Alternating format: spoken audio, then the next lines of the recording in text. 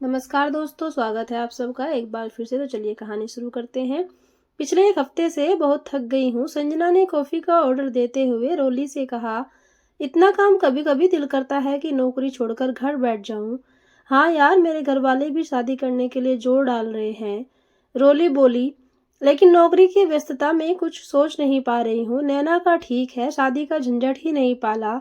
साथ रहो, साथ रहने का मजा लो और शादी के बाद बाल के झंझट से मुक्त रहो। मुझे तो लिव इन में रहना बहुत पसंद है, नैना ने कहा। शादी करो, बच्चे पैदा करो, बच्चे पालो और नौकरी मत करो। अरे इतनी मेहनत करके इंजीनियरिंग की है, क्या सिर्फ घर चलाने और बच्चे पालने के लिए? कैसा चल रहा है तेरा पवन के साथ, रोली ने पूछा। बहुत बढ़िया, जरूरत पर एक दूसरे का साथ भी है, लेकिन बंधन कोई नहीं। मैं तो कहती हूँ तू भी एक अच्छा सा पार्टनर ढूंढ ले, नैना बोली। कौन कहता है कि शादी बंधन है? संजना कॉफी के कप में चम्मच चलाती हुई बोली, बस कामयाब औरत और समय के अनुसार सही साथी तलाश करने की जरूरत है। हाँ, जैसे तूने तलाश किया, नैना खिलखिलाते हुए बोली। आईआईटी इंजीनियरिंग और आईआईएम लखनऊ से एमबीए होकर एक लेक्चरार से शादी कर ली। इतनी कामयाब बीबी को वह कितने दिन तक बचा पाएगा? जवाब में संजना मुस्कुराने लगी। क्यों नहीं बचा पाएगा? जब एक पत्नी अपने से कामयाब पति को बचा सकती है, तो एक पति अपने से अधिक कामयाब पत्नी को क्यों नहीं बचा सकता है? आज के समय की यही जरूरत है, कहकर कॉफी का प्याला मेज पर रखकर संजना उठ खड़ी हुई। साथ ही रोली और नैना भी खिलखिलाते हुए उठी और अपनी अपनी राह चल पड़ी। तीनों सहेलियां बहुराष्ट्रीय कंपनी में बड़े बड़े ओहदे पर थी। फुर्सत के समय तीनों एक दूसरे से मिलती रहती थी। तीनों सहेलियों की उम्र 32 पार कर चुकी थी। रोली अभी तक अविवाहित थी। नैना एक युवक पवन के साथ लिव इन में समय व्यतीत कर रही थी और संजना ने एक लेक्चरार से 3 साल पहले विवाह किया था। उसका साल भर का एक बेटा भी है। वैसे तो तीनों सहेलियां अपनी अपनी वर्तमान स्थिति से संतुष्ट थी, लेकिन सब कुछ है पर कुछ कमी सी है कि तर्ज पर हर एक को कुछ न कुछ खटकता रहता था। रोली जब घर पहुंची तो 9 बज रहे थे। माँ खाने की मेज पर बैठी उसका इंतजार कर रही थी। उसे आया देखकर माँ बोली, बेटी यार बहुत देर कर दी, आजा जल्दी से खाना खा ले। 9 बजने बड़े शहरों में कोई बहुत अधिक समय नहीं था, पर किसी ने भी उसका खाने के लिए इंतजार करना ठीक नहीं समझा। भाई अगर देर से आए तो उनके लिए सारा परिवार ठहरता है, आखिर वह अपनी सारी तनख्वाह इसी घर में तो खर्च करती है। माँ की तरफ बिना देखे रोली अंदर चली गई। बाथरूम में फ्रेश होकर निकली तो माँ प्लेट में खाना डाल रही थी। उसने किसी तरह थोड़ा खाना खाया। इस दौरान माँ की बातों का वह हाँ ना में जवाब देती रही और फिर अपने कमरे में बत्ती बुझाकर लेट गई। दिन भर के काम से शरीर क्लांत था, लेकिन हृदय के अंदर समुद्री तूफान था। लंबे चौड़े पलंग ने जैसे उसका अस्तित्व शून्य बना दिया था। रिश्ते तो कहीं आते हैं पर तय हो ही नहीं पाते, क्योंकि या तो उसे अपनी वर्तमान नौकरी छोड़नी पड़ती या फिर लड़के का रुतबा उसके बराबर का नहीं होता, और दोनों ही स्थितियां रोली को स्वीकार नहीं थी। इसी कारण शादी टलती जा रही थी। वह हमेशा अनिर्णय की स्थिति में रहती थी। उसके संस्कार उसे नैना जैसा जीवन जीने की प्रेरणा नहीं देते थे और उसका रुतबा व स्वाभिमान उसे अपने से कम योग्य लड़के से शादी करने से रोकते थे। नैना अपने फ्लैट पर पहुंची तो फ्लैट में अंधेरा था। पर्स से चाबी निकालकर दरवाजा खोला और अंदर आ गई। पवन कहाँ होगा, यह सोचकर उसने पवन के मोबाइल पर फोन लगाया और बोली, पवन कहाँ हो तुम? नैना, मैं आज कुछ दोस्तों के साथ एक फार्म हाउस पर हूँ। सॉरी डार्लिंग, मैं आज रात वापस नहीं आ पाऊंगा, कल रविवार है, कल मिलते हैं, कहकर उसने फोन रख दिया। पवन साथ हो या ना हो, एक असुरक्षा का भाव जाने क्यों हमेशा उसके जहन में तैरता रहता है। ये उनका लिव इन रिलेशन अच्छा चल रहा था, फिर भी वह अपने आप को कुछ लुटा हुआ ठगा हुआ सा महसूस करती थी। विवाह की अहमियत दिल में सिर उठा ही लेती। वैवाहिक संबंधों पर पारिवारिक, सामाजिक व बच्चों का दबाव होता है, इसलिए निभाने ही पड़ते हैं, लेकिन उनके संबंधों की बुनियाद खोखली है, कभी भी टूट सकती है। उसके बाद यह सोचने से भी नैना घबराती थी। नैना ने 2 टोस्ट पर मक्खन लगाया, थोड़ा दूध पिया और कपड़े बदलकर बिस्तर पर निढाल सी पड़ गई। पवन लिव इन रिलेशन के लिए तो तैयार है, पर विवाह के लिए नहीं। कहता है कि अभी उसने विवाह के बारे में सोचा नहीं है।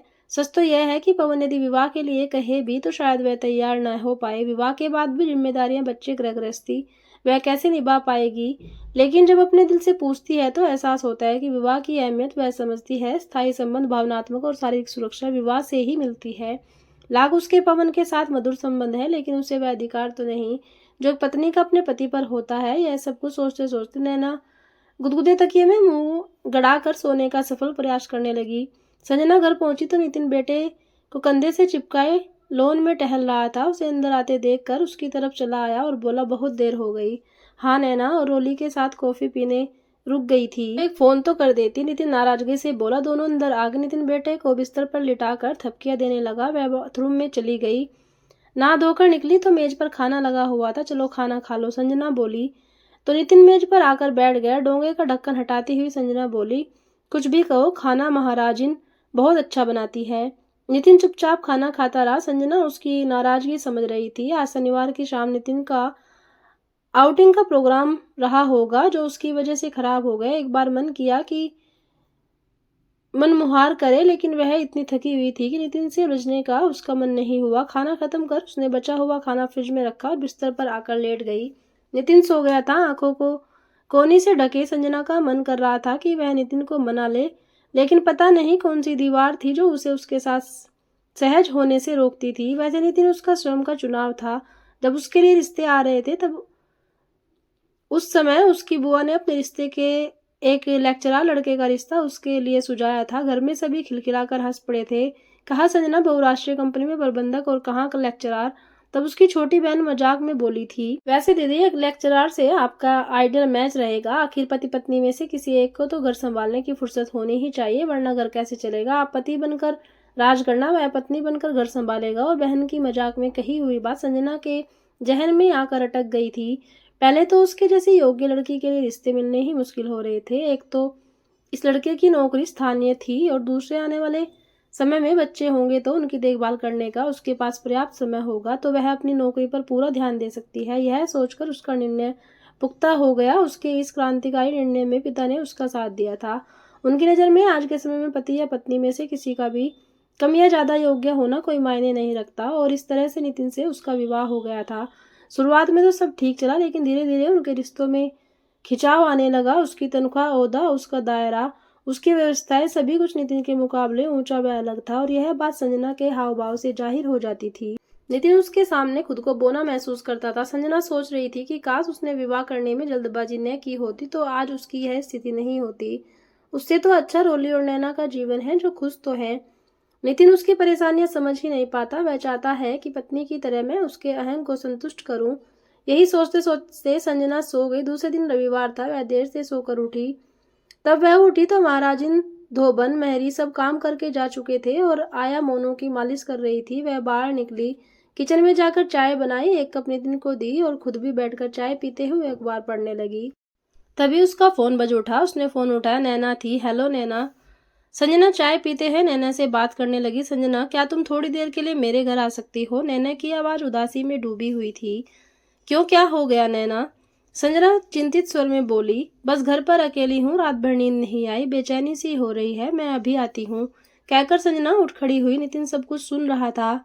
उसका तना हुआ चेहरा और भी तन गया। वह तैयार हुई और नितिन से अभी आती हूँ कहकर बाहर निकल गई।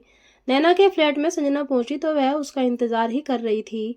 बाहर से ही अस्त व्यस्त घर के दर्शन हो गए। वह अंदर बेडरूम में गई तो देखा नैना सिर पर कपड़ा बांधे बिस्तर पर लेटी हुई थी। कमरे में कुर्सियों पर हफ्ते भर के उतारे हुए मैले कपड़ों का ढेर पड़ा हुआ था। कहने को पवन और नैना दोनों ऊंचे ओहदे पर कार्यरत थे, पर उनके घर को देखकर जरा भी नहीं लगता था कि यह दो समान विचार वालों इंसानों का घर है।